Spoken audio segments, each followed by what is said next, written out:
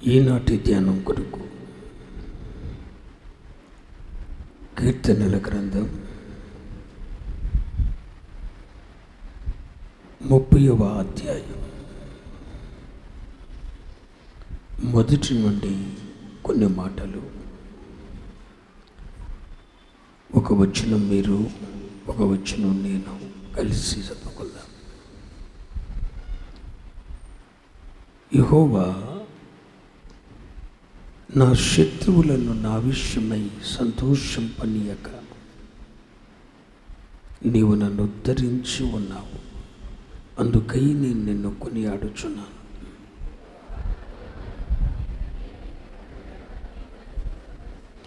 మూడవ వచనం అందరూ కలిసి చదువుకుందాం. యెహోవా పాతాళములో నుండి నా ప్రాణమును లేవదీస్తివి, నేను గోతిలోనికి దిగకుండా నీవు నన్ను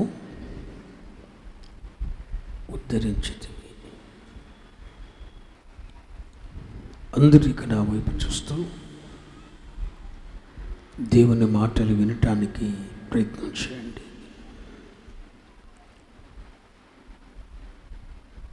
ఈ కీర్తన 30వ కీర్తన. కీర్తనాకారుడైన దావీదు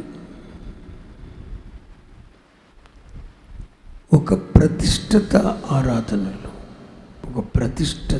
ఆరాధనలో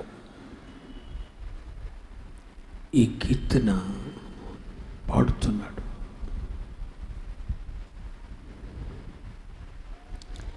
ఈ కీర్తనలో 3 మాటలు మీ ముందుకు తీసుకుని రావాలని ఆశపడుతున్నాను. అవి మీ బైబిల్లో చిన్నగా గీత పెట్టుకోండి. నేను చెప్తున్నాను, నేను చదువుతున్నాను, వినండి. యెహోవా నా శత్రువులను నా విషయమై సంతోషింపనీయక నీవు నన్ను ఉద్ధరించి ఉన్నావు, నీవు నన్ను ఉద్ధరించి ఉన్నావు, నీవు నన్ను ఉద్ధరించి ఉన్నావు. ఆ మాట కింద చిన్న గీత పెట్టుకోండి. నీవు నన్ను ఉద్ధరించి ఉన్నావు. యెహోవా నా దేవా, నేను నీకు మొరపెట్టుగా నీవు నన్ను స్వస్థపరచితివి, నీవు నన్ను స్వస్థపరచితివి, నీవు నన్ను స్వస్థపరచితివి. ఆ మాట కింద అండర్లైన్ చేసుకోండి. యెహోవా పాతాళములోండి నా ప్రాణమును లేవదీసితివి, నేను గోతిలోనికి దిగకుండా నీవు నన్ను బ్రతికించితివి, నీవు నన్ను బ్రతికించితివి, నీవు నన్ను. ఆ 3 మాటల కింద అండర్లైన్ చేసుకోండి.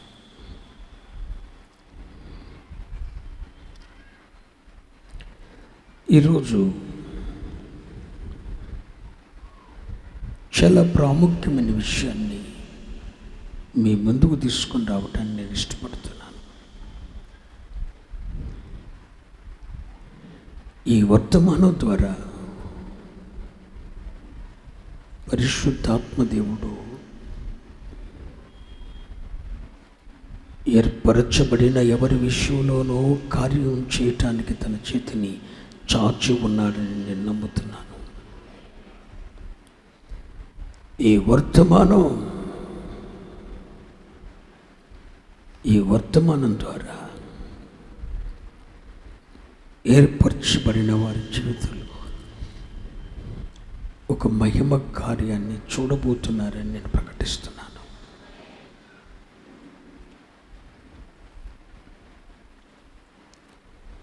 ఈ కీర్తనలో, ఈ 30వ కీర్తనలో తన దేవుడు తనకు ఏం చేశాడు, తన దేవుడు తనకు ఏం చేశాడు, ఎప్పుడు చేశాడు, ఎందుకు చేశాడు.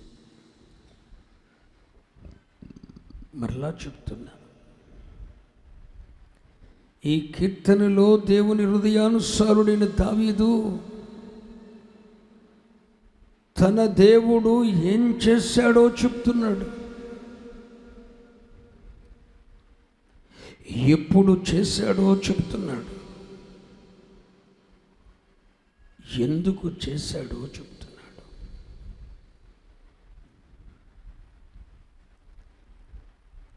ఈ ఉదయకాల ఆరాధనలో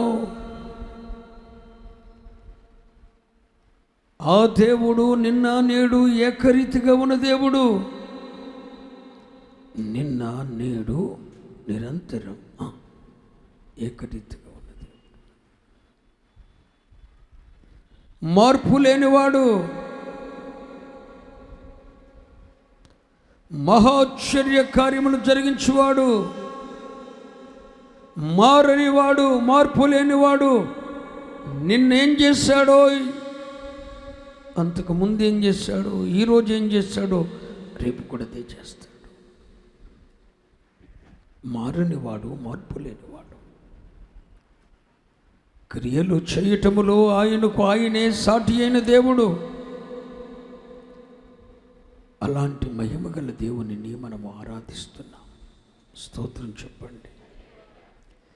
ఇక్కడ కీర్తనాకారుడు అంటున్న మాటల్లో మొదటి తన దేవుడు తనకేం చేశాడో చెప్తూ, మీరు కీర్తి పెట్టుకోమని చెప్పాను కదా, అందులో మొదటిదేంటి? నీవు నన్ను ఉద్ధరించి ఉన్నావు అనండి. కాస్తంత గట్టిగా, దేవా నీవు నన్ను ఉద్ధరించి ఉన్నావు. మన దేవుడు మన పట్ల ఏం చేయగలడో, ఏం చేస్తాడో ఈ వచనంలో ఖచ్చితంగా చూస్తున్నాం. దేవా నీవు నన్ను ఉద్ధరించి ఉన్నావు, ఉద్ధరించి ఉన్నావు. హలో, మన దేవుడు ఎవరు? ఉద్ధరించువాడు. ఉద్ధరించుట అని తెలుగు మాటలో రాయబడి ఉన్న పదం హిబ్రూలో ఏమని రాయబడిందంటే దిల్లీ అని రాయబడింది. అంటే దానికి సరైన అనువాదం ఏంటంటే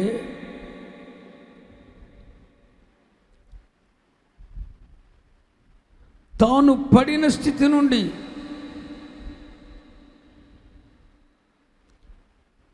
తాను దిగజారిన స్థితి నుండి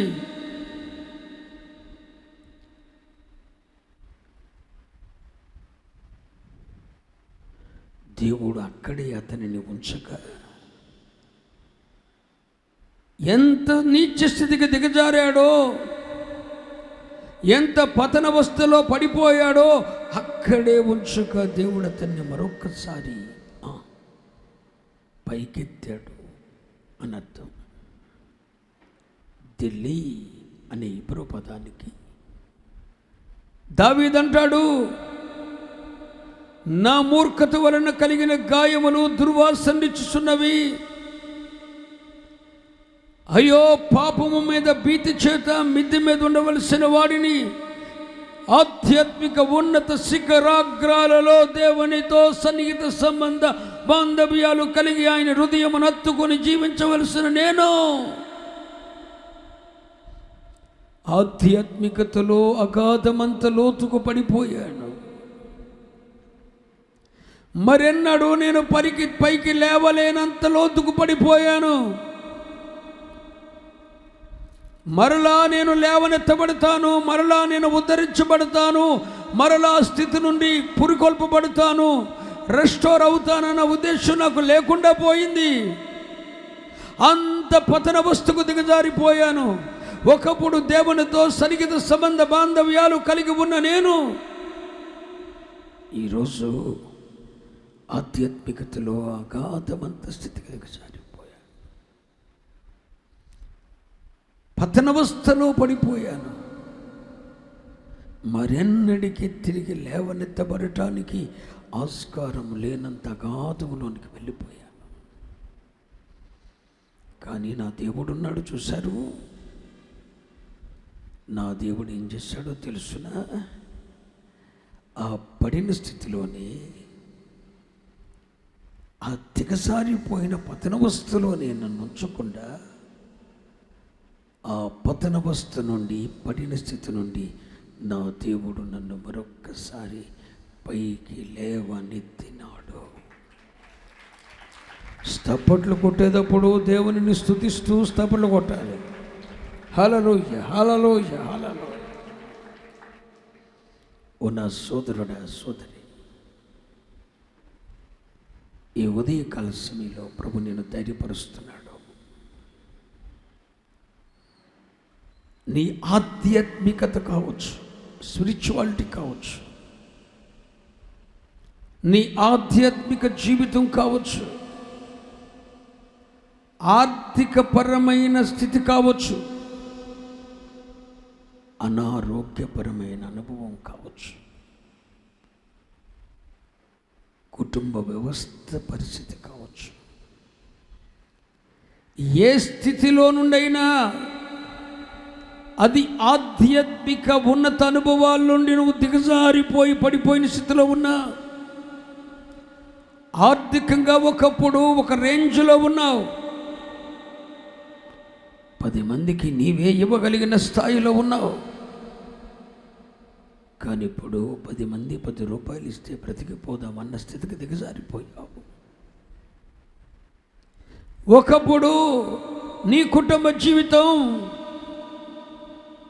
నీ రక్త సంబంధికులకు, నీ కుటుంబీకులకు మాదిరిగా ఉండేది. కానీ ఈరోజు అత్తమామల ఎదుట తలెత్తుకోలేక, తల్లిదండ్రుల ఎదుట తలదించుకొని, రక్త సంబంధికుల బంధుమిత్రాదుల ఎదుట మీ ఇద్దరు భార్యాభర్తలు కలిసి అడుగులు వేయటానికి కూడా ఇష్టము లేనంత అనైక్యత ఏర్పడి, విచ్ఛిన్నత ఏర్పడి దిగజారిపోయా, పడిపోయా. మరి అక్కడే ఉంచుతాడా దేవుడు? లేదుగా. అదే దావీదు చెబుతున్నాడు. నువ్వు తలదించుకొని బ్రతకలసిన పని లేదు, పతనవస్థలోనే ఉండవలసిన పని లేదు. నీవు ఆరాధిస్తున్న దేవుడు ఉన్నాడు చూడు, నేను ప్రకటిస్తున్న దేవుడు ఉన్నాడు చూడు.